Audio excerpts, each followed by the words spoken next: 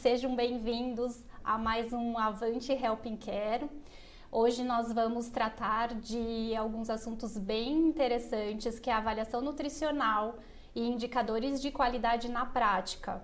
Nós estamos aqui com as nossas convidadas, a nutricionista a doutora Maria Carolina Dias, a nutróloga a doutora Rosa Celano e a nutricionista a doutora Milena Volpini. Nós vamos iniciar então a nossa noite com a doutora Maria Carolina Dias. Boa aula. Muito obrigada, Camila. Eu gostaria de agradecer o convite, a oportunidade. E nós vamos falar então sobre o tema avaliação nutricional e posteriormente as colegas sobre indicadores de qualidade na prática. Os objetivos da apresentação são os seguintes: definir triagem e avaliação do estado nutricional e descrever os métodos de avaliação do estado nutricional mais indicados na prática clínica em ambiente domiciliar. Quando nós falamos em avaliação do estado nutricional, nós temos que lembrar que é um processo dinâmico. Então, não é somente a coleta dos dados, mas nós temos que saber que nós temos que reavaliar este paciente num período de 7 a 10 dias. Para quê? Para a gente saber qual é a evolução do estado nutricional deste paciente, a fim de saber qual é o diagnóstico do estado nutricional desse paciente.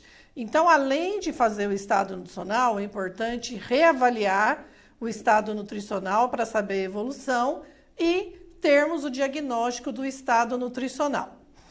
E, a partir disso, nós podemos identificar quais são os problemas nutricionais que esse paciente apresenta e, com isso, nós podemos fazer uma tomada de decisões referentes aos problemas relacionados à nutrição que o nosso paciente pode apresentar em ambiente domiciliar. Nós sabemos que recentemente mudou a definição de desnutrição para síndrome de desnutrição, especialmente por causa da inflamação. Então, a manifestação da resposta inflamatória que leva à alteração do estado metabólico. Então, um grupo de estudiosos em relação à síndrome de desnutrição nos fez esse algoritmo que nos auxilia em relação a isso. Então, se a inflamação está presente, eles didaticamente, simplesmente eles dividem em 3 grupos: a desnutrição relacionada à fome crônica sem inflamação. Aqui, por exemplo, pode caber os pacientes com os transtornos alimentares e fome crônica. A doença crônica relacionada à desnutrição. Então, aqui, por exemplo, doenças inflamatórias, o câncer, a cirrose hepática, e a desnutrição relacionada à doença ou inflamação aguda, como, por exemplo, os pacientes críticos.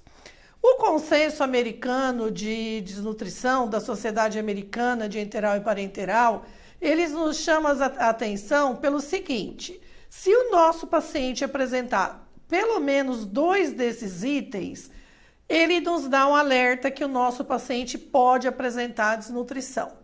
Então, se ele tem ingestão energética suficiente, perdeu peso, perdeu massa muscular, e, por exemplo, se for um idoso, que é muito comum, que é o nosso público preferencial do ambiente domiciliar, se ele tiver redução da capacidade funcional, é um alerta. Esse paciente pode apresentar desnutrição. Já a Sociedade Europeia de Nutrição Parenteral e Enteral, ele nos dá 2 opções: o IMC menor do que 18,5 e a opção 2, uma combinação. A perda ponderal acima de 10% ou maior do que 5% em 3 meses. O IMC menor do que 20, se menor do que 70 anos, ou menor do que 22, se 70 anos ou mais, além de um baixo índice de massa livre de gordura em homens e mulheres. Agora, eu quero que vocês não se esqueçam que os adultos e idosos, obesos ou com sobrepeso, pode necessitar de uma intervenção nutricional. E também nós não podemos esquecer dos sarcopênicos, que principalmente nos idosos está bem estabelecido na literatura. Ela varia de 10% a 29%. Então, é muito comum a gente verificar isso hoje no domicílio. Então, a gente sabe que a desnutrição ela é muito comum nos idosos. Ela não é reconhecida e não é tratada, além das complicações. Aumento da readmissão hospitalar, permanência hospitalar prolongada. E se for um idoso, a gente sabe que tem grandes chances desse paciente não sair do hospital, além do aumento de custos. Então, o que a gente pode fazer para combater este quadro de desnutrição? A avaliação do estado nutricional. Qual é o primeiro passo da avaliação do estado nutricional? A triagem nutricional. E eu quero lembrar a todos que tanto a triagem quanto a avaliação nutricional deve estar devidamente registrada no prontuário do paciente. Lembrando que o risco nutricional é um método diferente do que a gente usa para fazer a avaliação nutricional. É o perigo dele ficar desnutrido, e a avaliação são os métodos que a gente utiliza para aferir o estado nutricional desse paciente. Então, como exemplo de métodos de triagem nutricional, eu vou trazer 2 exemplos para vocês. O método sugerido pela Sociedade de Nutrição Parenteral e Enteral, a ESPEN, o NRS 2002, que é um método que apresenta um grau de evidência 1. Então, ele é um questionário que apresenta 2 partes. São questões iniciais que, se o paciente apresentar um sim, você parte para a segunda parte, que consta de prejuízo do estado nutricional associado à gravidade da doença. E existe aqui uma pontuação que você vai utilizar.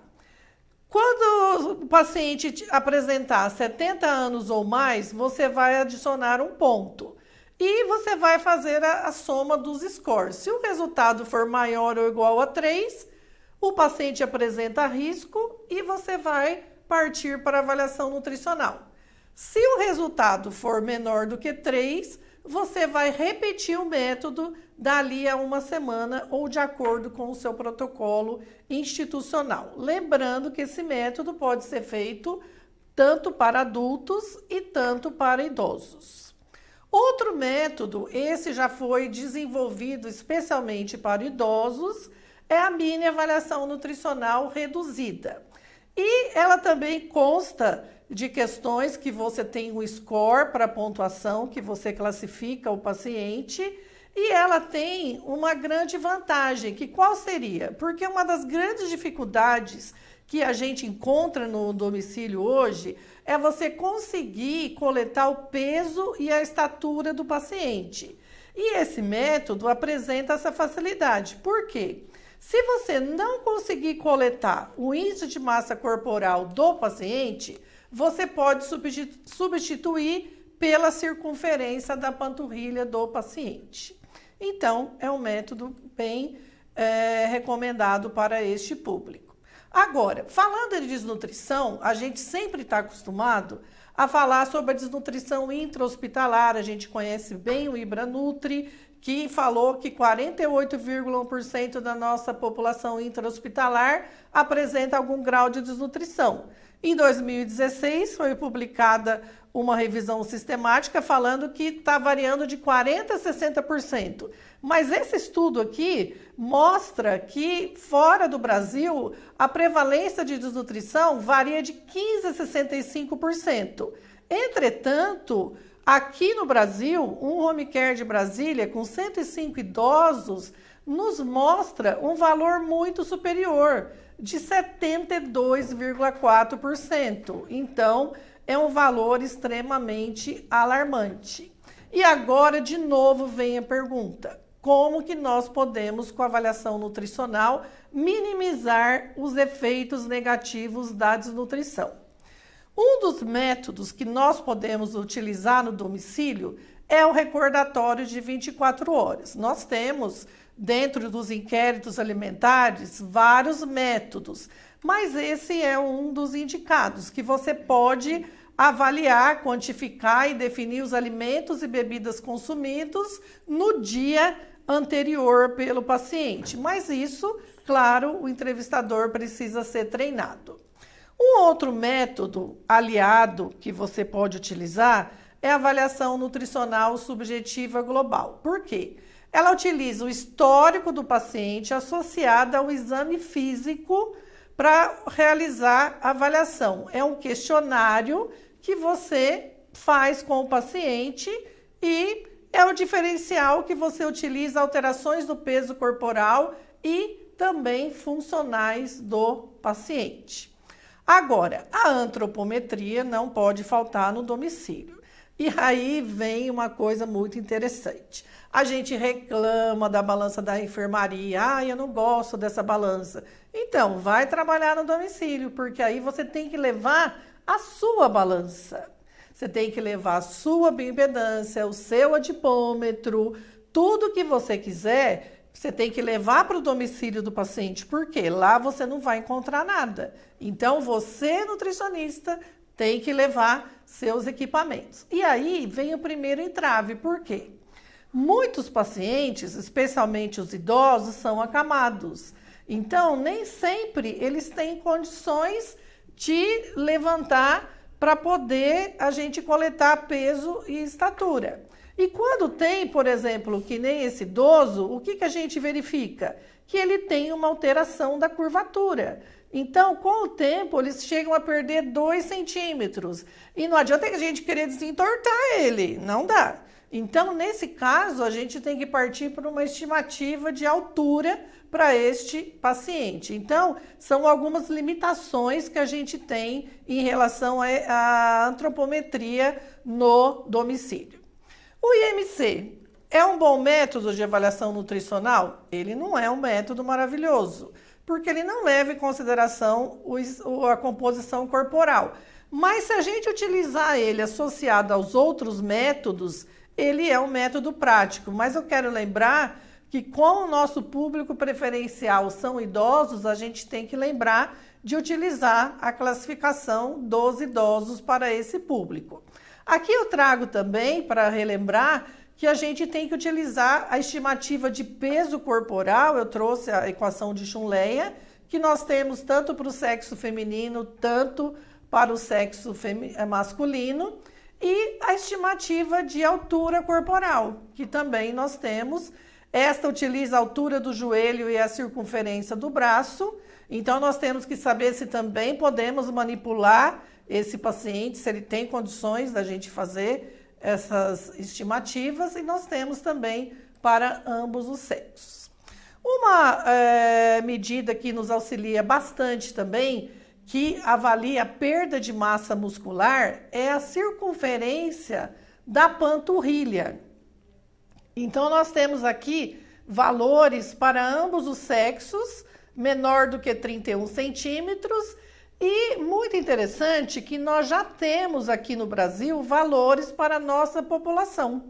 Então, nós podemos também utilizar. E também temos a circunferência do braço, que nós podemos utilizar, e as medidas de pregas cutâneas, para avaliar as reservas de gordura, que também necessitam de treinamento. Então, aqui, por exemplo, eu trago a prega cutânea do tríceps. Lembrando que nem todas as pregas nós temos valores de padrões de referência para idosos. Então, cuidado na hora de fazer essa coleta. Um outro dado muito interessante é a circunferência muscular do braço, que a gente pode utilizar a circunferência do braço e a prega cutânea do tríceps. E também, hoje, a gente não pode deixar de avaliar a capacidade funcional dos idosos. Isso é muito importante. E também a sarcopenia. A sarcopenia, você tem outros métodos para avaliar, como a densitometria óssea, o índice muscular, a bioimpedância, mas a dinamometria é uma ótima ideia para você levar no domicílio devido à facilidade de você levar o aparelho. Mas em relação à capacidade funcional, a Sociedade Internacional de Sarcopenia tem essas recomendações, lembrando que quanto menor a força muscular, maior o risco de hospitalização nesses idosos. E associado a isso também, nós temos os exames laboratoriais. Aqui eu trouxe exemplo dos dois mais utilizados na prática clínica. Nós sabemos que eles não são os melhores, mas hoje a coleta de exames laboratoriais no domicílio é uma realidade, então nós podemos contar com isso. Então, apesar da albumina sérica ter as limitações, sofrer influência de algumas patologias, nós podemos utilizá-la e nós temos aqui os padrões de referência, além da hemoglobina também. Agora, eu queria deixar a mensagem da nossa aula. Talvez esse seja o slide mais importante da minha apresentação, que é o resumo dela. Por quê? Paciente, nós já entramos no domicílio do paciente. O primeiro passo da assistência nutricional é a triagem, para a gente avaliar o risco. O paciente tem risco nutricional? Nós vamos passar então para o próximo estágio, que é a avaliação do estado nutricional. Terceiro passo, a intervenção nutricional. É por isso que a gente faz a avaliação, para ter o diagnóstico e depois a intervenção. Então, aqui fica melhor explícito. Então, eu tenho a identificação do risco, a desnutrição e tem a intervenção, que pode ser uma terapia nutricional oral, pode ser uma enteral, pode ser uma parenteral, pode ser uma mista. E qual que é o objetivo? Evitar a desnutrição e, quando presente, tratar a mesma, para evitar os efeitos negativos dela. O que eu quero deixar para vocês é que a avaliação nutricional, vocês podem ter reparado que todos os métodos têm alguma limitação. Então, quanto mais métodos a gente utilizar, melhor vai ser o diagnóstico do estado nutricional do nosso paciente. Não existe um método padrão ouro em avaliação nutricional. E no domicílio, como vocês puderam observar, nós temos muitas limitações. Então, mais difícil ainda. Por isso que nós temos que unir os métodos para facilitar o diagnóstico nutricional do nosso paciente. E para concluir a nossa apresentação, a triagem nutricional deve ser efetuada em todos os pacientes em ambiente domiciliar para identificar o risco nutricional. E todos os pacientes identificados com risco nutricional devem ter avaliação nutricional de rotina. Muito obrigada. E agora eu vou passar a palavra para a doutora Rosa Celano, que vai dar continuidade na apresentação. Vou dar continuidade falando de um tema que na área hospitalar a gente tem uma literatura muito consolidada, mas quando a gente extrapola para o ambiente da atenção domiciliar, a gente percebe que a gente tem na literatura alguns pontos em aberto que essa iniciativa dessa plataforma vem trazer justamente isso, provocar esse entendimento e a busca por materiais que nos norteiem para esse cuidado da atenção domiciliar. Então, como toda parte que a gente vai mapear um processo de atendimento, a gente precisa partir de protocolos clínicos. E nós temos a obrigação de trabalhar com protocolos que estejam embasados pela literatura, que eles possam ser factíveis, adaptáveis, e é óbvio que a gente tem que definir, de acordo com o espectro da atenção domiciliar que vai ser proposta, de acordo com essa instituição. Então, a gente opta sempre por trabalhar com protocolos e indicadores que sejam úteis, simples, objetivos e de baixo custo. Quando a gente olha esse esquema do queijo suíço, nós lembramos que todo paciente que vem para atenção domiciliar, independente de uma alta hospitalar ou de um ambulatório, de um consultório, ele vai ser inserido num programa de atenção.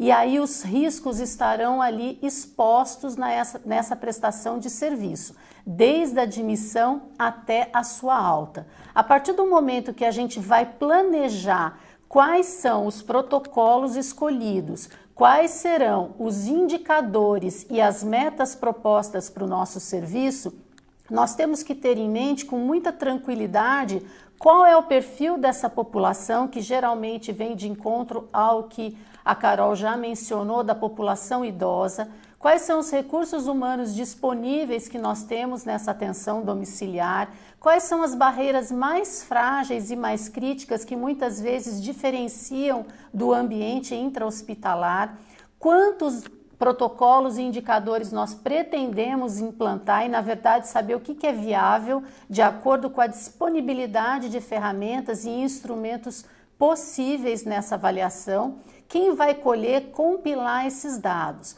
E depois a Milena vai falar com um pouquinho mais de exemplificação a ficha técnica de cada indicador, porque cada indicador tem a sua proposta, o seu objetivo, o que vai ser mapeado, qual é o tempo para ele e qual que é a meta desse resultado. Porque é importante a gente falar, como já está no nome, o indicador indica alguma coisa. E a partir do momento que ele indica alguma coisa, a gente tem que saber o que nós vamos fazer com aquele resultado.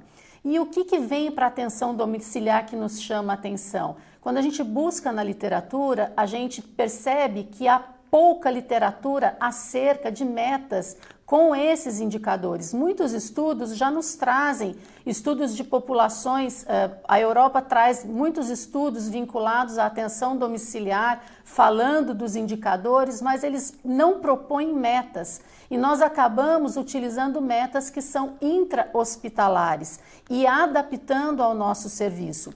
Um ponto importante é que normalmente quando a gente inicia um trabalho na atenção domiciliar com um grupo, a gente estratifica a partir desses próprios resultados e a gente vai melhorando as metas em comparação àquilo que foi iniciado nesse serviço e busca por metas que mais no momento a gente usa de cunho hospitalar propriamente dito e que vai adaptando para o ambiente domiciliar.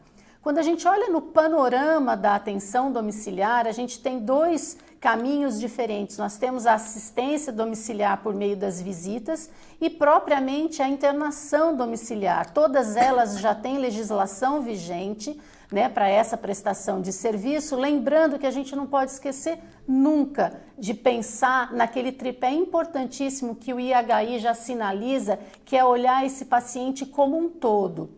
Lembrando da parte física, emocional, sociofuncional. Lembrar muito da aula da doutora Beatriz, onde ela sinaliza esse acolhimento, essas características individuais daquele paciente, da sua família, da condição socioeconômica, das condições culturais desse paciente, do entendimento daquele momento que ele teve alta hospitalar e vai ter essa continuidade do tratamento.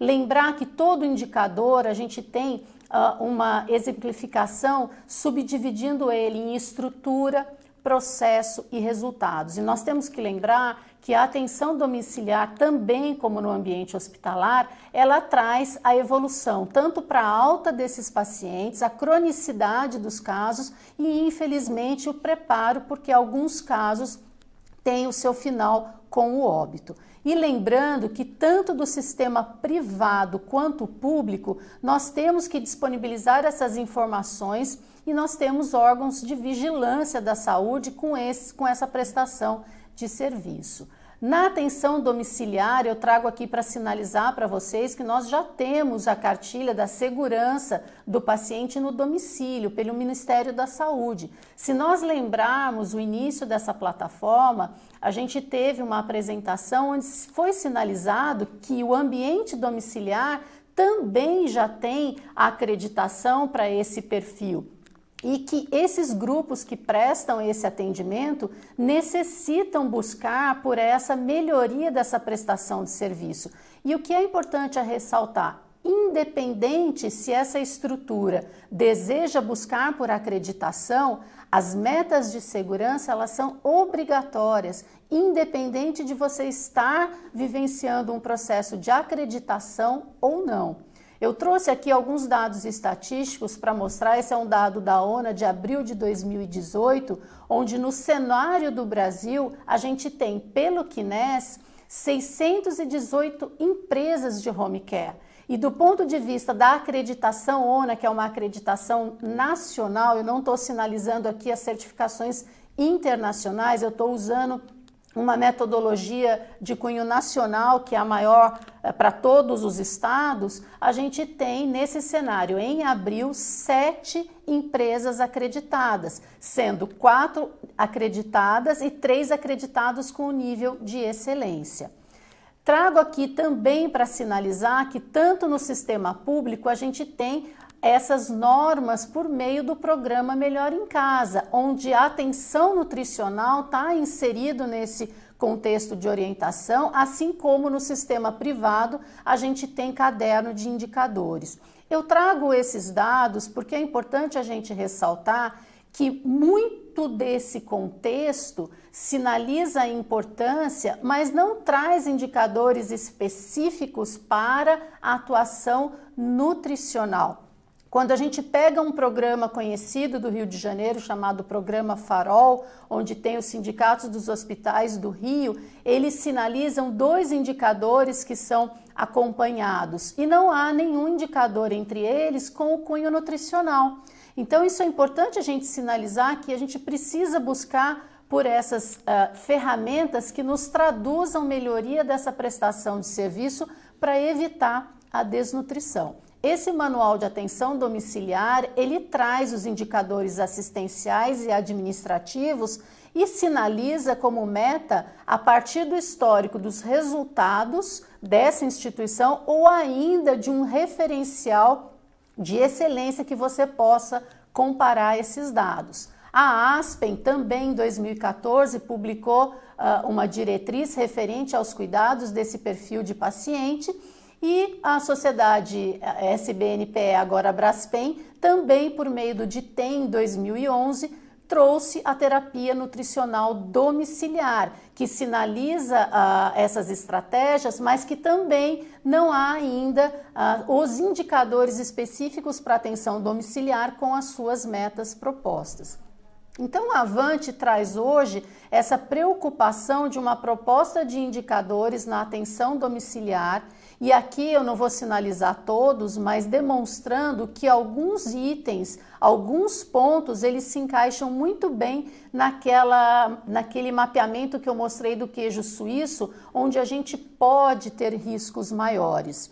E é óbvio que a gente tem que lembrar que no panorama geral a gente tem as 3 vias de alimentação, ou elas associadas, lembrando que na atenção domiciliar a gente tem a estatística maior para a via oral, e isso faz com que a gente tenha a obrigatoriedade de monitorar esses pacientes que estejam por via oral e a sua aceitação, para lembrar que muitas vezes nós precisamos de indicação de suplementos nutricionais. Mas é óbvio que para qualquer planejamento de intervenção nutricional domiciliar, a triagem nutricional ela é mandatória e obrigatória. Por quê? Nenhum plano é startado sem que esse risco nutricional seja evidenciado. Usando a ferramenta do MAN, do NRS 2002, do MUST, qualquer ferramenta escolhida, ela é o start para definir quais serão os pacientes indicados para essa avaliação, como a Carol já mencionou. E é importante a gente lembrar que se a gente estratificar para o indicador triagem nutricional intra-hospitalar, a gente vai ver que a meta está em torno de maior ou igual a 80%. Ao passo que na atenção domiciliar, o ideal é que essa meta seja 100%, porque você vai poder deparar, fazer essa triagem para o risco e a partir disso a avaliação nutricional. Alguns estudos sinalizam a importância dessa identificação desse risco justamente por ser fundamental no tratamento. E esse estudo em especial que foi feito e que foi publicado no portal da gestão do SUS, a gente percebe que a maior parte desses pacientes, conforme a literatura mundial, traz via oral. Uma outra parte seguida de enteral e os pacientes por via de gastrostomia. E o interessante, eles usaram a ferramenta MUST e mostram aqui o quê? Que 43,7% desses pacientes estavam em alto risco nutricional e 19,1% em risco médio. Então, se a gente somar isso, a estatística ela é bastante expressiva. Por que eu trouxe esses dois estudos?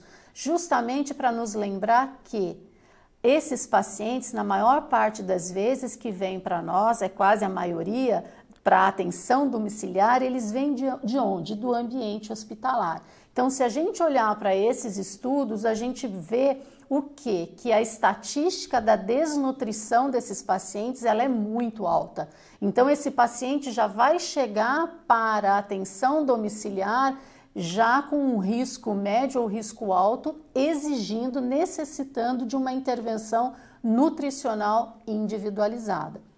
Esse é um estudo publicado no Braspen, onde a Carol tem participação. Foi feito um inquérito brasileiro sobre o estado atual da terapia nutricional domiciliar, onde eles fizeram por meio de um questionário 15 perguntas por todo o Brasil e pôde-se perceber, dentre muitos itens, que a via oral era mais expressiva, a interal seguida e, curiosamente, nesse estudo, a via interal por dieta industrializada era superior à artesanal em termos nacionais, mas, do ponto de vista de conclusão, ainda há muita falta de dados para que a gente possa ter um entendimento melhor desse panorama.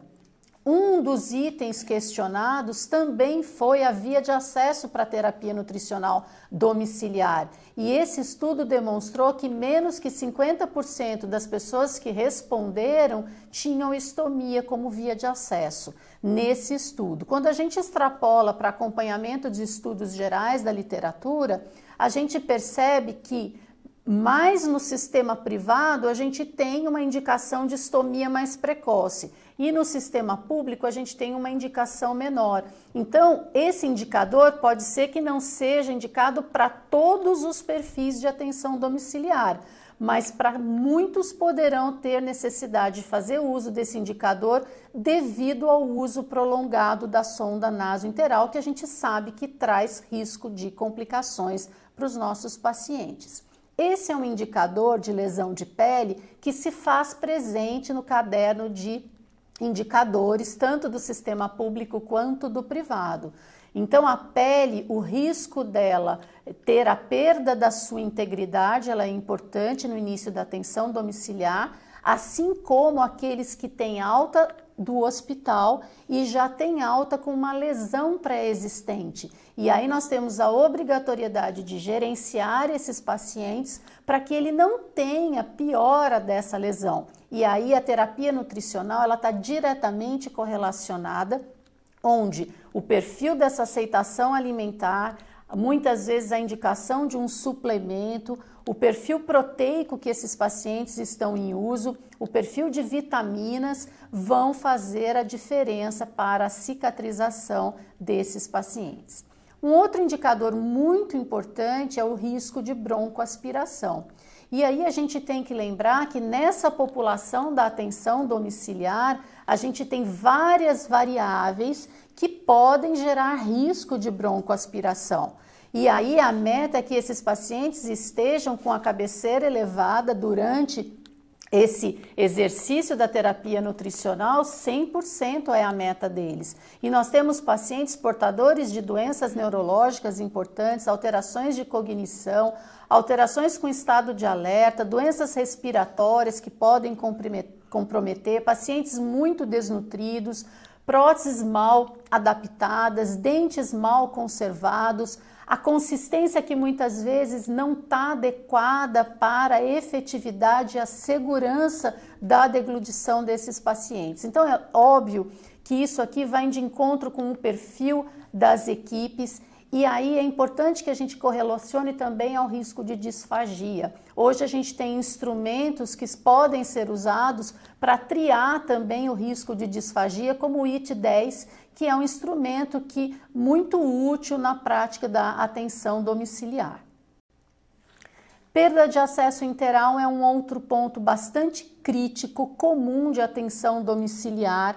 Nós temos tanto pelo fato do paciente sacar esse acesso, esse dispositivo, mas também muitas vezes pela obstrução dessa sonda, onde o fato de usarmos essa via para ministrar medicamentos, isso faz com que haja aí um risco aumentado da obstrução. E é óbvio que no domicílio o cuidado com a orientação de fazer a lavagem antes e após esses medicamentos e também em relação à infusão da dieta interal traduz um risco. E aí qual que é a meta? Se a gente olhar a meta para os pacientes hospitalares, a gente tem uma meta estratificada para ambiente de terapia intensiva e a meta para a enfermaria. E aí como que é o meio da população da atenção domiciliar? Então muitas vezes essa estatística acaba sendo até menor, como a gente também vai ver pelo o que a Milena vai apresentar para nós na prática. Um outro dado que eu gosto de ressaltar e que muitas vezes passa desapercebido em termos de indicador é a frequência de exames laboratoriais. Por quê? Como que esse perfil é feito? O paciente recebe alta do hospital com perfil de dieta e com um perfil de exames laboratoriais. E ele é proposto num segmento de atenção domiciliar, seja ele público, seja ele privado. Eu tenho que ter esse monitoramento porque ao longo desse acompanhamento as condições clínicas desse paciente podem ficar alteradas. E nesse protocolo escolhido para essa instituição, como é que a gente vai trabalhar? Esse paciente vai refazer esses exames mensalmente, bimestralmente, trimestralmente, como é que isso vai ser gerenciado para se ter a certeza que aquela dieta é a melhor para que ele possa ter um resultado na sua recuperação ou manutenção do seu estado nutricional. Outro item importante que a Carol já mencionou, que é a circunferência da panturrilha. Ela é um marcador de massa muscular importante para os nossos pacientes, risco de sarcopenia, que pode ser escolhida como uma triagem importante, ou a dinamometria, que também no uso de atenção domiciliar, ela é bem estabelecida pela literatura, mas é importante que a gente selecione uma ferramenta, porque os dados demonstram que 1 a cada 10 pacientes podem ter sarcopenia na comunidade, 1 a cada 5 hospitalizados e 1 a cada 2 pacientes institucionalizados. E com essa presença desse perfil, eu tenho aumento de complicações, de riscos de complicações, fragilidade, quedas, reinternação, custos e mortalidade. Então, também é importante definir se a gente vai optar pela mensuração do 31 centímetros para ambos os sexos ou se a gente vai optar pela regra do 34 para homens, menor ou igual a 34 para homens ou menor ou igual a 33 para mulheres. Lembrando que quando detectado esse risco para os pacientes ou já diagnosticado, eu tenho indicação de suplementação oral mais específico, com reposição de proteína, vitaminas, oligoelementos. Muitas vezes, quando esse paciente for portador de uso de sonda, eu tenho opções de troca de dietas interais, eu tenho que otimizar a fisioterapia desses pacientes, a atividade física, dependendo se ele é acamado ou se ele deambula. Então, tanto a circunferência da panturrilha como a dinamometria podem ser instrumentos usados para esse risco de sarcopenia. E é óbvio que quando eu tenho um marcador correlacionado à massa muscular, eu tenho a correlação com a funcionalidade. E a gente sabe que em estudos muito bem evidenciados, pacientes que permaneceram por um tempo prolongado em terapia intensiva, eles têm um risco muito maior de recuperação, de lentidão nessa recuperação dessa funcionalidade em ambiente já de terapia domiciliar. O indicador de satisfação da família, ele é presente tanto no sistema público quanto no sistema privado, mas a gente precisa ter uma atenção redobrada, porque muitas vezes ele está como um indicador de satisfação geral. E a gente precisa sempre lembrar que a nutrição faz parte desse acompanhamento domiciliar. E é importante saber qual é a visão da família em relação à abordagem nutricional. Se a comunicação é efetiva, se as intercorrências estão sendo prevenidas, detectadas, como que está sendo o perfil dessas visitas da equipe da nutrição, como que está sendo feita a prevenção das possíveis complicações. Então a gente sabe que na linguagem da qualidade, na linguagem da segurança, a comunicação ela é importantíssima para esse cenário. E a nutrição faz parte do indicador de satisfação da família. A gente está finalizando. O indicador de reinternação hospitalar, ele também é um indicador de extrema relevância para a atenção domiciliar. E aí a nutrição também precisa ter esse olhar para lembrar se a nutrição esteve presente no motivo dessa reinternação. Então, muitas vezes a gente tem perda de sonda com complicações de desidratação, ou você tem complicações respiratórias de broncoaspiração, onde ele faz uma pneumonia, complicações mecânicas, complicações gastrointestinais com uma diarreia de difícil controle, onde houve necessidade de internação, infecção, piora da lesão de pele. Então são modalidades que têm a nutrição envolvida diretamente nesse contexto. Então quando a gente estiver montando esse indicador ou aprimorando o indicador de reinternação hospitalar, é importante que a nutrição esteja inserida nessa plataforma. Custos faz parte de qualquer empresa e a empresa hospitalar ou domiciliar, elas precisam otimizar custos oferecendo uma maior qualidade. Então, os estudos da literatura, eles demonstram que a terapia nutricional domiciliar, ela consegue melhorar essa assistência do paciente reduzindo o custo pela comparação que é. Trouxe aqui um dado de um estudo que compara pacientes que estão em fase de doenças esofágicas, comparando doenças malignas e benignas, elas demonstram aí uma redução do custo e do tempo de permanência hospitalar. Para concluir, o que é importante a gente lembrar? Que nós estamos num momento epidemiológico do país onde a gente tem um aumento das doenças crônicas não infecciosas, a gente tem um aumento do envelhecimento da população, falta de leitos disponíveis, insuficientes para a demanda, a gente tem uma deshospitalização, a gente tem judicialização da saúde, então a gente tem no cenário um aumento expressivo do tratamento domiciliar, seja pela internação, seja pela assistência por meio de visitas. E isso faz com que a gente tenha que promover uma melhoria na qualidade dessa prestação de serviço. E essa melhoria vem embasada sempre no quê? Nos protocolos, nos indicadores, nas metas selecionadas, nos resultados, no plano de ação, na avaliação crítica de cada resultado. Então, agora eu vou repassar para a Milena para que ela possa exemplificar na prática esses indicadores sinalizados como importantes para o mapeamento da assistência domiciliar. Obrigada. Então, a minha aula vai falar um pouquinho aí a parte prática dos indicadores de qualidade. Vou contar um pouquinho da minha vivência nessa questão de implementação de indicadores, tanto no segmento extra-hospitalar, de home care, e também um pouquinho da parte de instituições de longa permanência.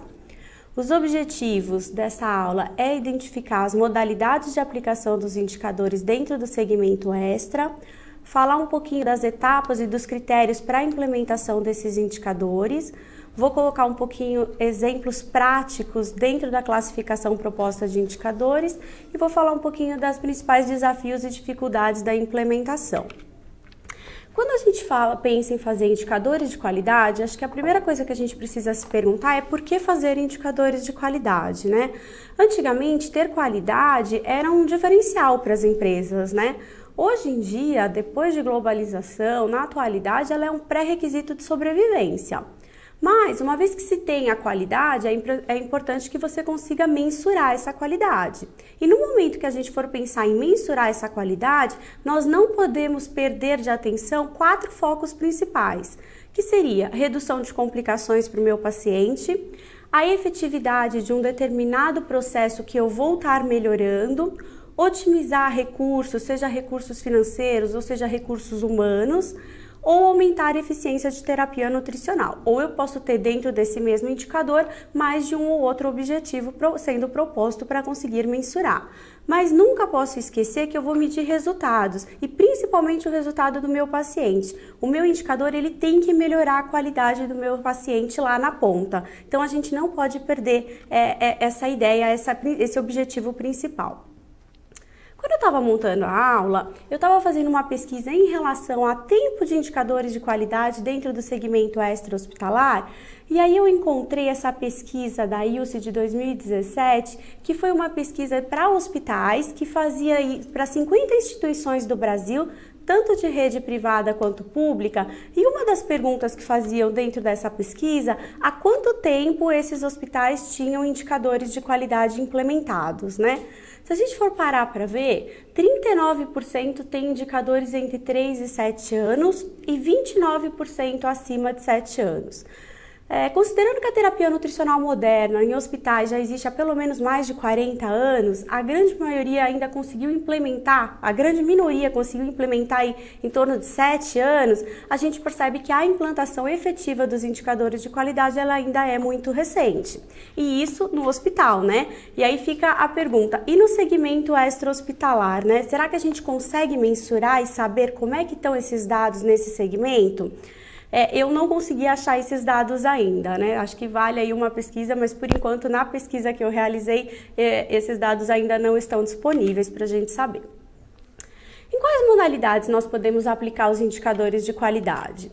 E na verdade a gente pode aplicar em todos os segmentos do extra, né? Desde a alta domiciliar para aquele paciente que vai para casa com o seu recurso disponível da própria família, desde aquele paciente que vai com home care, que vai ter toda a sua terapia, o seu atendimento subsidiado por operadoras, até mesmo aqueles pacientes institucionalizados, seja em instituições de longa permanência, em clínicas de reabilitação, em hospitais de retaguarda ou até mesmo em hospital dia. Nós podemos aplicar indicadores em qualquer lugar que tiver uma terapia nutricional. Quais são aí os principais procedimentos, então, para elaborar esses indicadores de qualidade? Acho que primeiro, a doutora Rosa já falou bem, a criação de elaboração e de protocolos institucionais. Esses protocolos norteiam as ações da equipe, protocolos são embasados em literatura, eles têm o objetivo de trazer qualidade para o paciente, então o primeiro passo sempre está nessa elaboração desses protocolos. Uma vez realizados os protocolos, precisamos elaborar e controlar registros, ações preventivas e corretivas, o acompanhamento de eventos adversos e aí a revisão e os ajustes do processo. É um processo contínuo, geralmente a gente faz através de uma metodologia de PDCA e sempre vai ter a necessidade de fazer um controle, um acompanhamento, um treinamento e aí um novo ajuste de processo. Trago um exemplo para vocês de um protocolo que eu tive a oportunidade de participar, que foi o de acompanhamento nutricional dos pacientes em assistência domiciliar. Nós levamos para um congresso no ano passado. O objetivo principal desse protocolo foi nortear todo o atendimento da nutrição e padronizar esse atendimento. Então, nós fizemos todo o mapeamento do levantamento desses pacientes, o perfil de atendimento e traçamos as etapas desses atendimentos diferentes para a pediatria e para adultos e idosos, com o objetivo realmente de colocar toda a equipe falando a mesma língua na questão, no acompanhamento no domicílio.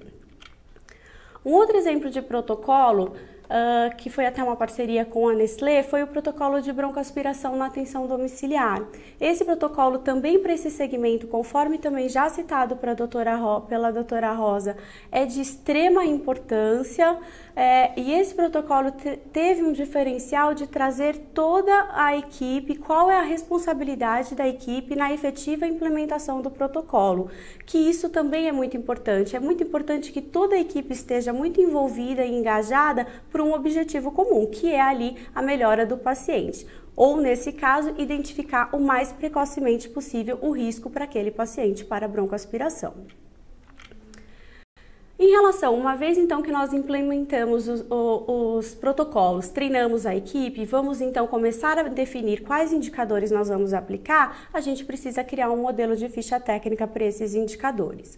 Algumas informações que são importantes constar nesse modelo é a descrição do indicador com a especificação geral, qual é o propósito, o objetivo final daquele indicador, qual vai ser o racional, o método de cálculo, a que população que ele se destina, da onde você vai coletar os dados para gerar o indicador, qual vai ser a periodicidade da coleta desses dados e qual é o tipo de indicador, se é de estrutura, de processo ou de resultado.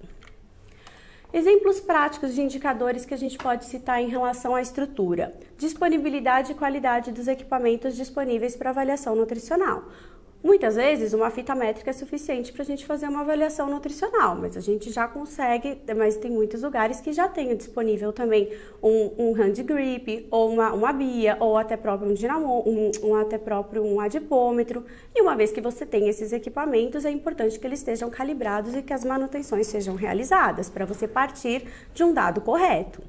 Um outro exemplo prático de indicador de estrutura é a capacitação da equipe de nutrição que presta assistência, que isso pode ser realizado através de uma prova técnica ou de uma avaliação de desempenho.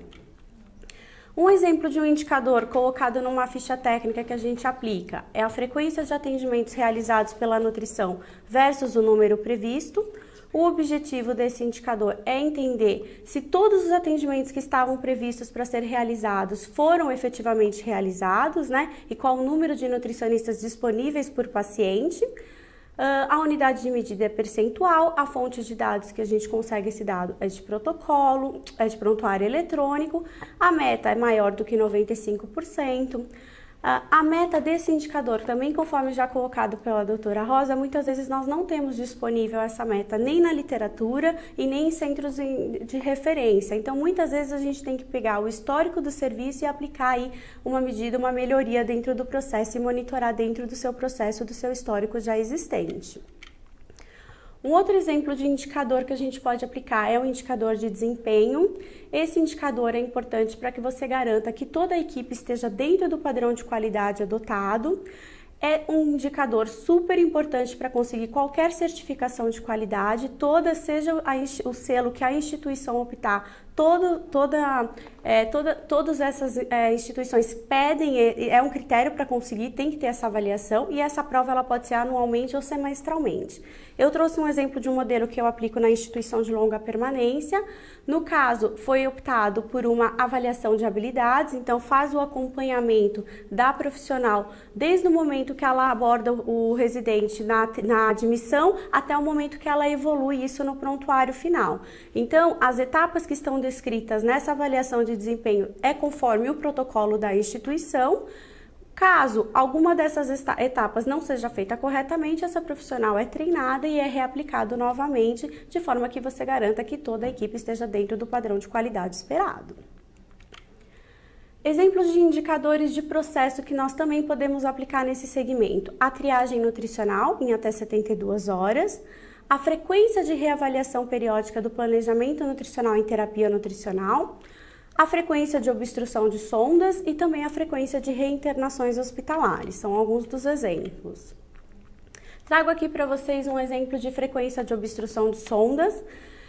Esse é um indicador que a gente começou a coletar no primeiro trimestre de 2017 e, na verdade, existia uma preocupação muito grande com esse indicador, porque a gente tinha pelo perfil, né, dentro dos pacientes pediátricos e adultos, existia um percentual que usava dieta artesanal exclusiva, na pediatria 35% e entre adultos em torno de 20%, e no ano anterior a equipe de nutrição tinha padronizado uma receita de dieta artesanal em que não se coava mais. Então, era uma forma da gente melhorar a qualidade nutricional dessas dietas, mas por outro lado existia uma preocupação se isso não poderia obstruir também mais as gastrostomias, tá? Essa opção era só para gastrostomia. Em relação à via de administração desses pacientes, 92% era por gastro na pediatria e de adultos era 64%. A meta foi seguida a meta do ILSE, né? Então menor do que 5%, mas nós tivemos uma única obstrução aí ao longo de 3 meses, 0,64. Então aí vem a fala da doutora Rosa, né? Talvez essas metas não se apliquem para os nossos serviços, talvez a gente precisaria ter alguma coisa aí mais condizente com a realidade aí dos home cares, né? Um outro indicador é a frequência de reinternações mais relacionados à terapia nutricional ou ao estado nutricional do paciente. Então, é um indicador que eu trago aí para você os dados desde 2015 até abril de 2017. Então, nós tínhamos aí esse monitoramento ao longo de 2 anos. A meta também foi traçada de acordo com o histórico da instituição. Só teve um mês que nós ultrapassamos aí dentro da meta estipulada. E quando a gente pega os principais fatores ao longo desses 2 anos, né, de situações relacionadas à nutrição que levaram a hospitalizações, anemia e hiponatremia são aí alguns das causas que mais se destacaram, né? E é uma informação extremamente importante para a gente repassar para a equipe, para que no momento do atendimento no domicílio eles tenham a preocupação de verificar se realmente as dietas estão corretas, se todas as abordagens e condutas foram realizadas de forma que a gente possa evitar se essas hospitalizações possam vir a ser não realizadas, né? Acho que eu voltei. Aqui. Outro indicador em relação a exemplos de indicadores de resultado. A satisfação do cliente, residente ou paciente, seja o termo que a instituição adotar, né, para o perfil. A frequência de complicações em terapia nutricional interal e o acompanhamento do perfil nutricional da população atendida. Como exemplo de frequência de insatisfações realizadas ao setor de nutrição, trouxe o exemplo da base, uma ficha técnica, onde os dados são retirados da base de saque. Então, nós monitoramos toda e qualquer queixa relacionada à instituição em termos de reclamações da equipe, para poder entender quais foram as queixas, qual é o motivo, o que a gente pode estar melhorando nesse atendimento. E aí trouxe dos últimos 3 anos o resultado que nós tivemos em relação a esse acompanhamento. Então, em 2015 dá para perceber que nós estávamos assim com os índices muito aquém da meta estipulada pela instituição, e foi um dado interessante porque foi exatamente no primeiro semestre de 2015 que a instituição optou em ter uma equipe própria e não mais terceirizada, e treinar e monitorar e acompanhar a sua equipe. E aí, do segundo semestre até 2016, 2017, nós conseguimos nos manter aí os valores sempre dentro estipulados na meta. Por último, exemplo práticos de indicadores, daquele trabalho do acompanhamento, do protocolo de acompanhamento do estado nutricional. O indicador que nós criamos para monitorar a efetividade daquele protocolo foi o acompanhamento do estado nutricional dos pacientes antes e depois da aplicação do protocolo. Então, eu trouxe aqui para vocês um gráfico, Eu trouxe aqui para vocês um gráfico comparando o total de atendimentos, né, do primeiro semestre de 2016 e do primeiro semestre de 2017. O protocolo entrou mais ou menos em meados de abril de 2016, então teve aí em torno de uns 10 meses de aplicação desse protocolo. Nós atendemos no primeiro semestre de 2016 460 pacientes e no segundo semestre esse número aumentou para 691. Apesar de ter tido um aumento expressivo no número de pacientes, o perfil desses pacientes não mudou muito. 30% de pediatria, em média 26% de adultos e em torno de 40% a 45% de idosos. E aí, quando a gente compara o estado nutricional antes e depois em 2016, o meu baixo peso reduziu de 23% para 16%, consequentemente a eutrofia de 63% aumentou para 70% e o excesso de peso se manteve em 14%. E aí um dado interessante, que quando a gente analisa o perfil dos pacientes que estão com baixo peso, apesar de eu ter tido uma redução de 7% no indicador, a minha pediatria, que tinha 23%, aumentou para 32% e os meus idosos reduziram. Então, esse é um dado que nos mostra o quanto os indicadores são dinâmicos e o quanto a gente não pode deixar de monitorar e acompanhar. Porque este dado já me mostra que eu preciso fazer uma revisão neste protocolo, na parte principalmente das condutas da pediatria, entendendo que é uma população mais vulnerável e que provavelmente eu tenho que monitorar, treinar e realmente acompanhar novamente a equipe. Em termos de dificuldades e desafios da experiência prática, de um pouco que eu já vivenciei em relação à implantação desses protocolos e desses indicadores, né? Resistência da equipe, e principalmente no começo, né? A gente tem uma certa resistência ao novo, existe uma certa insegurança ao novo, então até que se entenda qual é o propósito e como vai ser feito, as equipes às vezes podem apresentar um pouco de resistência. Dificuldade de comunicação entre a equipe, isso no home care é muito forte, porque você tem equipes distintas visitando os pacientes, é muito difícil você conseguir integrar toda a equipe multi para poder se reunir, para poder se comunicar. Interferência ou ausência familiar, então tanto aqueles familiares que interferem diretamente na conduta dos profissionais, ou mesmo aqueles familiares que você precisa muito de um cuidador para te ajudar numa orientação, e muitas vezes esse familiar é ausente. Dificuldade de padronização, principalmente no começo, até que toda a equipe esteja treinada, até que todo o protocolo esteja implementado. E informações disponíveis, porque por vezes nós não temos um sistema que nos dê as informações já prontas, ou então até mesmo um prontuário que muitas vezes não tem as informações, não estão preenchidas da forma que nós gostaríamos. Como considerações finais em relação aos indicadores, gostaria de dizer que eles devem garantir a qualidade do serviço prestado, mas que a gente não pode perder o foco do paciente. Todo indicador tem que ser voltado para melhorar a qualidade ou a segurança do nosso paciente. Primeiro passo, estabelecer quais indicadores e quais dados vão ser utilizados. A escolha de uma ferramenta de controle é imprescindível. E a padronização, para ter sucesso, ela requer o treinamento de toda a equipe envolvida, coleta, registro de dados, monitoramento e ajustes do processo, e sempre lembrando que é um processo dinâmico. A gente sempre vai ter que estar revendo, retreinando e monitorando. Obrigada, é isso. Bom, muito obrigada a todas vocês. As aulas foram excelentes, tem muitos e muitos e muitos elogios, são muitos conectados. E antes de seguirmos para as perguntas, eu quero dar um alô para Rita Patrícia, do Melhor em Casa, de Vespasiano, Minas Gerais, para a Cidália Freire, do Rio Grande do Norte, para Débora Mendes, estudante de nutrição da Universidade de São Francisco de Campinas, para Maria Selme, nutricionista de Belo Horizonte, para Marisa Lins, do Hospital Regional Mariano Coelho de Natal, para Flávia do Vale, nutricionista de Fortaleza, Lucas Ramalho, de Serra Negra, São Paulo, as enfermeiras residentes do Hospital das Clínicas de São Paulo, a Carmen de Santos, Carmen Espinaço, acho que falei certo, de Santos, Thaís Marcon, de São Paulo, Cariane Nascimento, estudante de fonoaudiologia de Salvador, temos equipe multi aqui conosco. A Amanda Pinheiro, estudante de nutrição de Niterói. Muita gente. E vamos para as perguntas.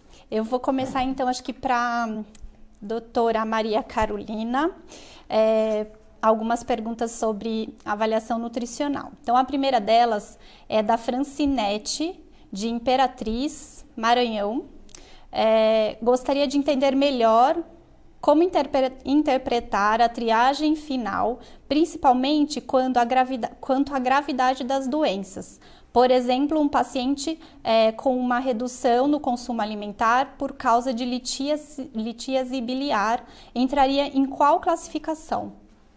Então, primeiro você tem que fazer aquela primeira parte do questionário.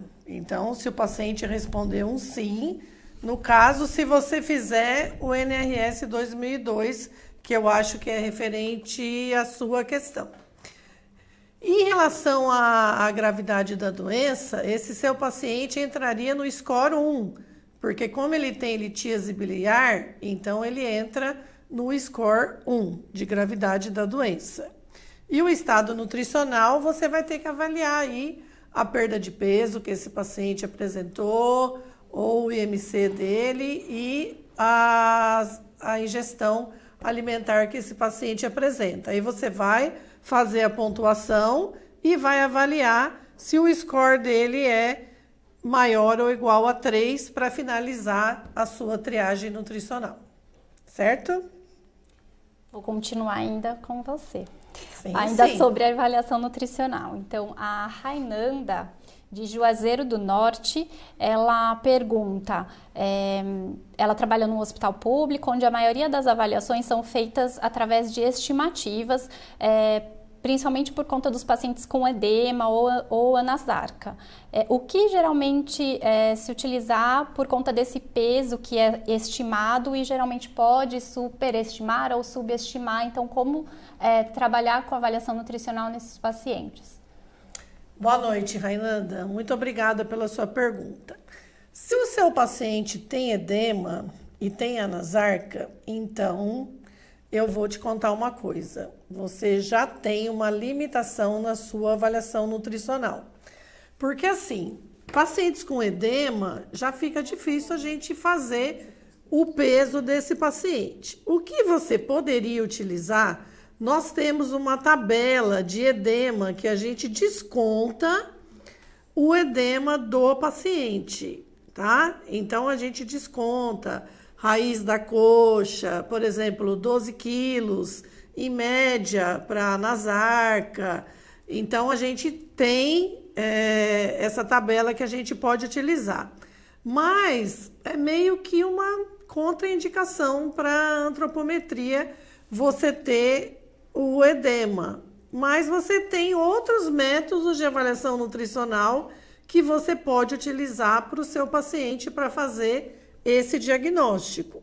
Então, ou você utiliza essa tabela, sabendo que é uma tabela americana, que é uma estimativa de edema que você vai subtrair do seu paciente, então você vai ter uma estimativa do peso, então você vai estar trabalhando com uma estimativa.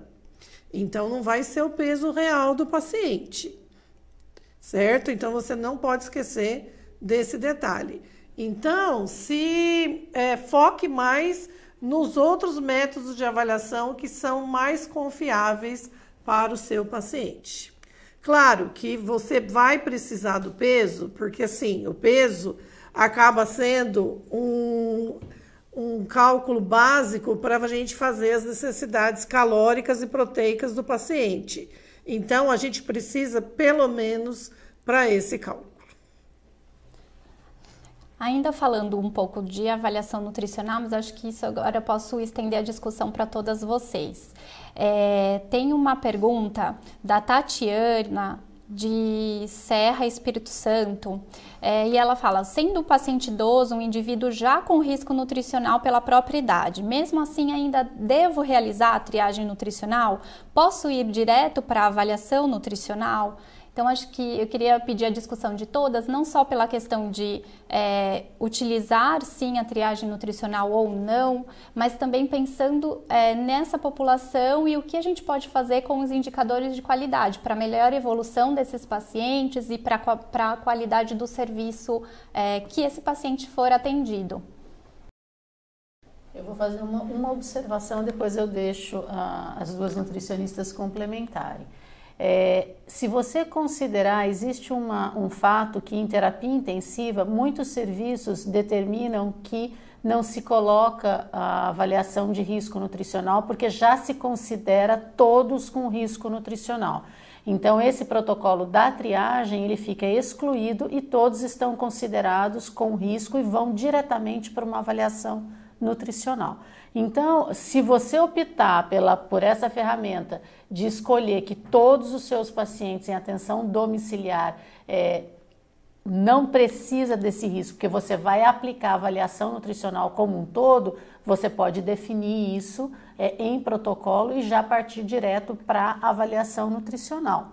Mas eu acho que como a avaliação do perfil da população, e muitas vezes você tem pacientes que podem ser que naquele momento não se enquadrem com risco nutricional. Então, é interessante você usar a ferramenta de um MAN, de um NRS2 ou de um MUST para poder estratificar, porque muitas vezes você vai mudar para o plano de intervenção nutricional propriamente dito e isso demanda bastante tempo. Então, pode ser que essa estratificação prévia seja uma ferramenta que te auxilie, inclusive pelo número de nutricionistas e de visitas que esse paciente deverá receber ao longo dessa atenção domiciliar.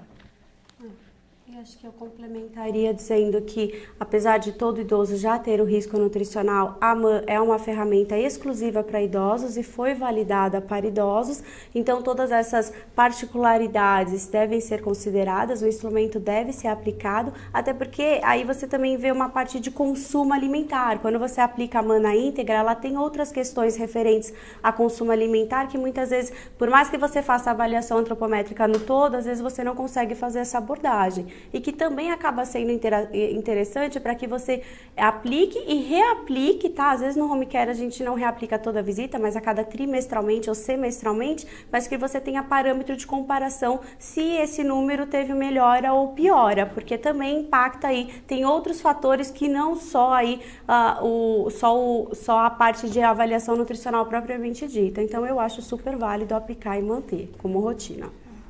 Eu concordo com a mesa e eu acredito que a triagem nutricional, ela é o primeiro passo da avaliação nutricional, então eu acho que ela não deve ser separada. E quando você fala em triagem, triagem quer dizer separação. Então quando você chega no domicílio, você tem naquele dia, por exemplo, 3, 4 pacientes para serem avaliados, você vai em 3, 4 domicílios.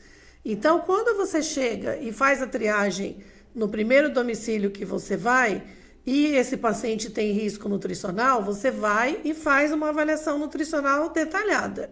Quando você chega no segundo domicílio, aquele paciente não tem risco nutricional, então você faz uma avaliação nutricional menos detalhada. Você faz de acordo com o nível de complexidade desse paciente, né?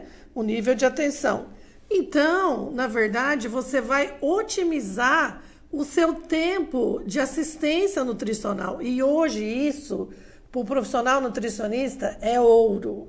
Se você for imaginar, cada vez menos a gente vai ter o número de profissionais adequados para o nosso quadro. Então, nós temos que otimizar o nosso tempo e utilizá-lo cada vez mais para ter o planejamento nutricional adequado, para conseguir ter o cuidado nutricional adequado para o nosso paciente. Então, se você já chega no domicílio e já tem direcionado o que você tem de objetivo para aquele paciente, você vai ganhar muito mais tempo com isso e vai beneficiar aquele paciente. Então, se você vai ter 6 atendimentos ao dia e 30% deles têm risco nutricional, você sabe quem vai precisar realmente do seu atendimento especializado de nível terciário.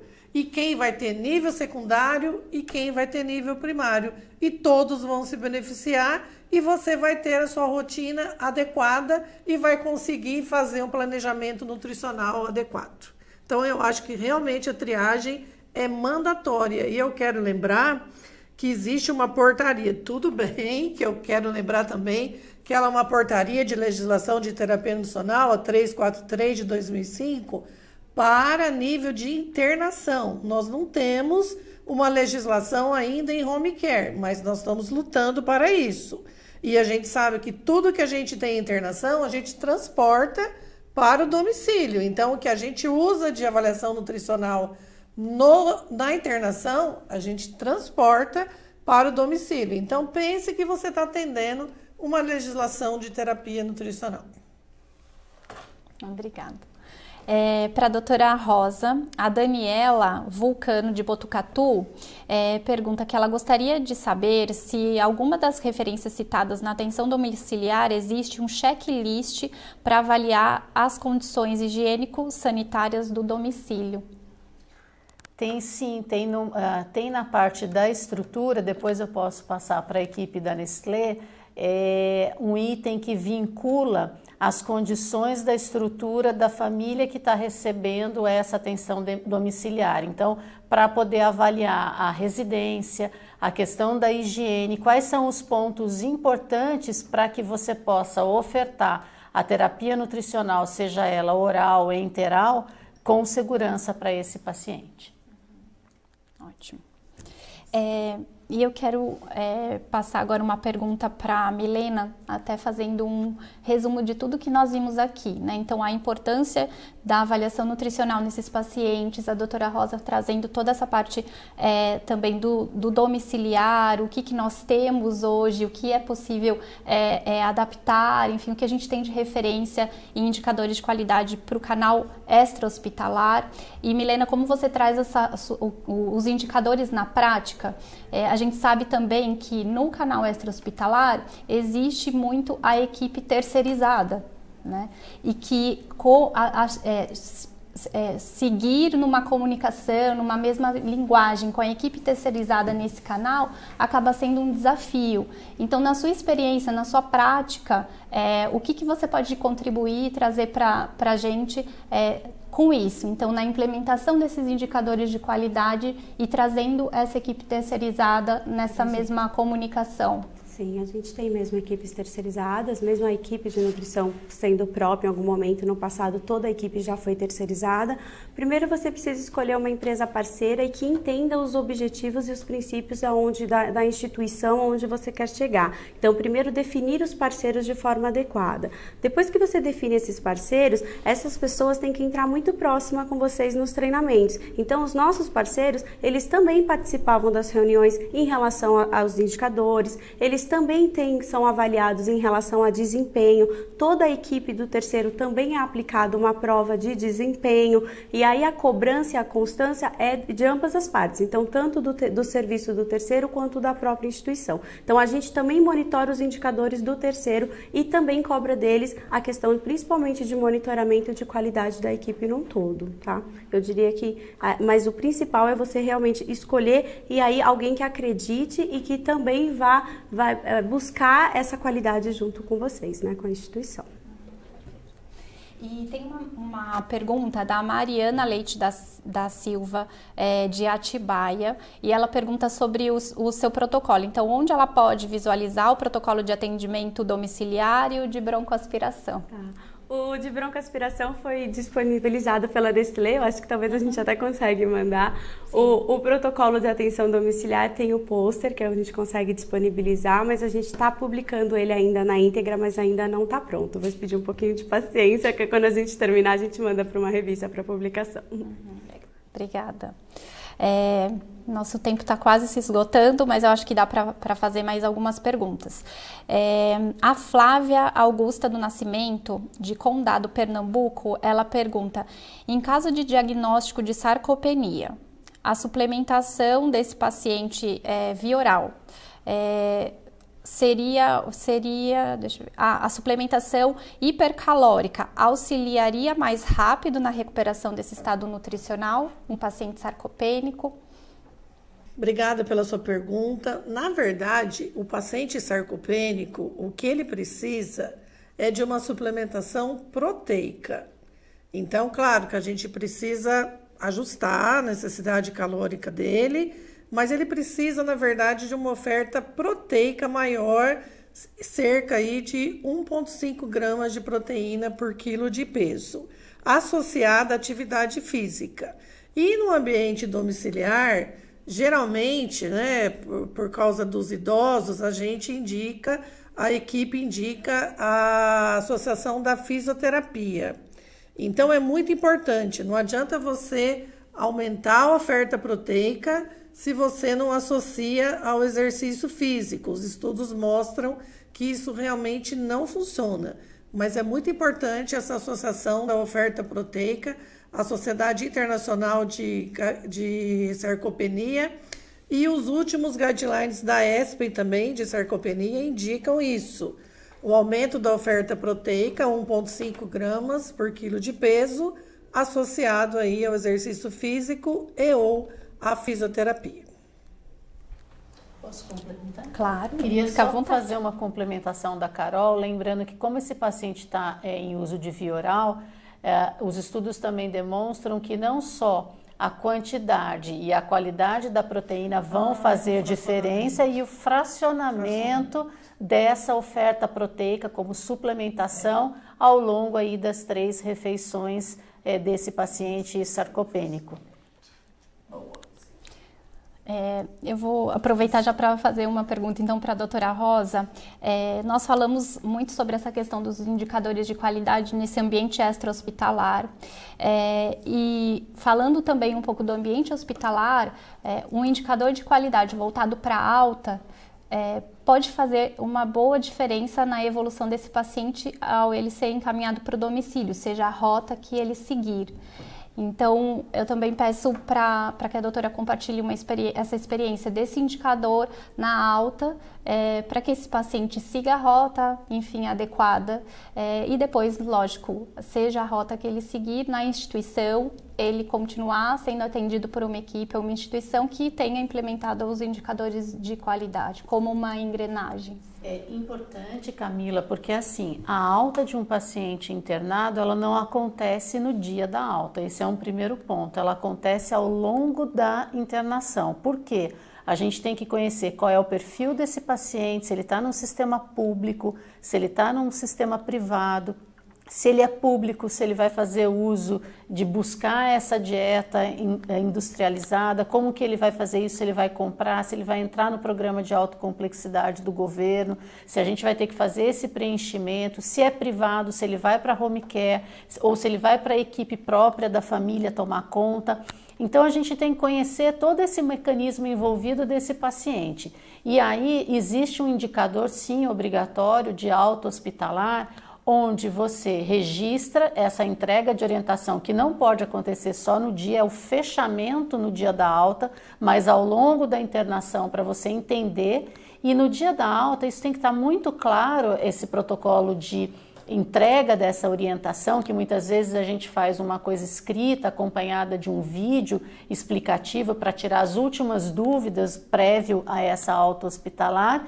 E é óbvio que se tiver um acompanhamento de atenção domiciliar por empresas, essa empresa já vai ter que ter vindo à internação hospitalar para fazer essa comunicação dos profissionais e aí no caso da nutricionista, o registro do perfil laboratorial que esse paciente se encontra, que dieta que ele está em uso no momento da alta, como é que está o estado nutricional que esse paciente se encontra, se ele tem pele íntegra ou não, como é que está a deglutição dele, se já está conseguindo fazer algum tipo de desmame ou se obrigatoriamente ele está numa modalidade de sonda exclusiva, se ele já tem indicação de uma ostomia ou não, se ele está naquele período intermediário. Então, todas essas perguntas, elas precisam ser respondidas no momento dessa alta e a comunicação com a continuidade de quem vai fazer o atendimento nutricional domiciliar.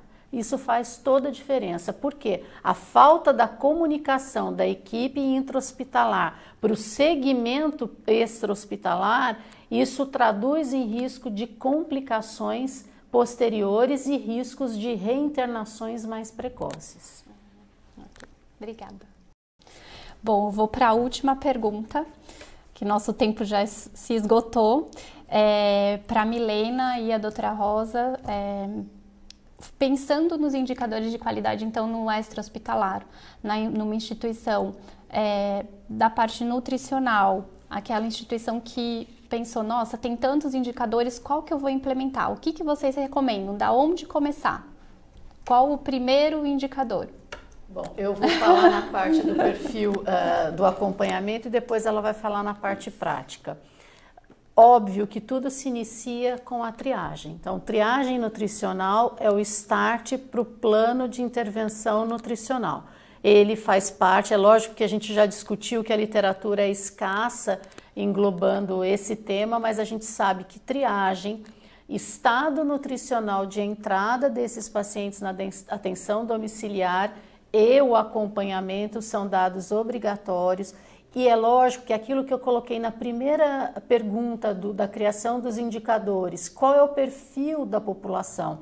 Eu tenho uma população adulta, uma população idosa, uma população pediátrica, o perfil da população demanda indicadores importantes. E se eu tenho uma modalidade de uma estrutura ruim na casa, obrigatoriamente me faz com que indicadores estruturais sejam escolhidos como barreiras para segurança, para risco de infecção. Risco de broncoaspiração é um dado importantíssimo. O risco para disfagia, que sempre anda correlacionado. Como a gente está falando mais em população de idoso, a questão da massa muscular, da funcionalidade, isso é um dado que indiscutivelmente a literatura determina, seja com sarcopenia primária ou secundária. Então essa massa muscular ela precisa ser evidenciado. A gente sabe que a modalidade adota a via oral como a principal via de alimentação. Será que essa oferta está sendo suficiente para suprir essas necessidades? Há indicação de suplementação oral ou não? É lógico que existem particularidades, como a Milena falou, no serviço dela a obstrução não é importante, talvez no sistema público isso seja mais frequente, qual é o perfil dessa sonda, se ela foi trocada ou não. Então a gente sempre tem que lembrar em que contexto a gente está inserido, se é no sistema público, se é no sistema privado. Reinternação hospitalar é obrigatória em qualquer atenção domiciliar e a nutrição ela tem que estar inserida. Milena faz esse acompanhamento, mas é comum muitos serviços não estratificarem para entender qual é o papel da nutrição nesse aspecto. Então, assim, de forma geral, que no caso de um hospital a gente falaria volume infundido versus o prescrito, se o paciente estiver com sonda, é algo que nos chama muito essa atenção. Quando você extrapola para extra-hospitalar, esse não é um indicador que a gente colocaria em tempo real para a gente trabalhar, como também o tempo do raio-x para reiniciar a dieta, isso no âmbito extra-hospitalar tem um foco diferente. Acho que eu complementaria faria assim 2 perguntas básicas. Qual o seu maior problema dentro do seu serviço? Porque aí realmente a realidade privada é uma, a realidade pública é outra. Então entenda onde você entende que existe uma possibilidade de melhoria, e a segunda é o que você já tem de protocolo disponível, porque para você criar um indicador você tem que começar pelo protocolo. Então se você já tem algum protocolo disponível, já ajuda você começar a mensurar aí, porque protocolo para triagem nutricional, protocolo para avaliação nutricional são os básicos, então muito provavelmente é por onde a gente vai acabar começando. A médio prazo, se ela conseguir um indicador de cada tipo, um de estrutura, um de processo e o outro ali de resultado, seria excelente. Mas aí já é um intermediário. Primeiro, acho que estrutura o básico. Estrutura o básico. Primeiro passo. Muito bem. Muito obrigada a todas vocês. As aulas foram fantásticas. Obrigada por compartilharem esse conteúdo e essa experiência conosco. E eu quero agradecer a todos vocês que ficaram conectados aqui conosco. Obrigada e até o próximo Avante.